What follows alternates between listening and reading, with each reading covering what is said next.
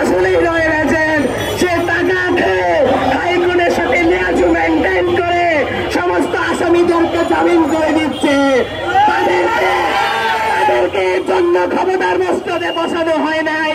যেই কথা উপদেষ্টা আছে অবিলম্বে অবিলম্বে অবিলম্বে আইন উপদেষ্টাকে পদত্যাগ করতে হবে, না হলে তাকে শহীদ পরিবার জুতা পিটা করে আসিফ নজরুলকে ক্ষমতার মস্তক থেকে বসাইবে।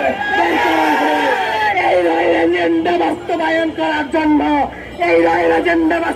করার জন্য এই ঘুষখোর আসিফ নজরুলকে এতগুলো মায়ের সন্তান তাদের জীবন দিয়ে ক্ষমতার মস্তকে বসায় নাই। আজকে আমরা এখানে এসেছি কেন? আজকে আমরা 1 বছর হয়ে গেছে, একটা মামলার কেন এই সরকার আনুষ্ঠানিক বিচার করতে পারলো না? সে ব্যর্থ সরকার হিসেবে নিজেদেরকে মানুষের কাছে দিন দিন ব্যর্থ সরকার হিসেবে পরিচয় করতেছে। তারা আজকে বিচার নিয়ে একটা মামলার আনুষ্ঠানিকটা বিচার হয়েছে না, আনুষ্ঠানিক বিচার কার্য শুরু করেছে। তারা নিজেদের 16 আনা ভোগ বিলাসিতা আর প্রটোকলের জন্য ক্ষমতার মসনদে বসেছে। আজকে শহীদের হত্যার বিচারের জন্য কেন আমাদেরকে রাস্তায় নামতে হবে?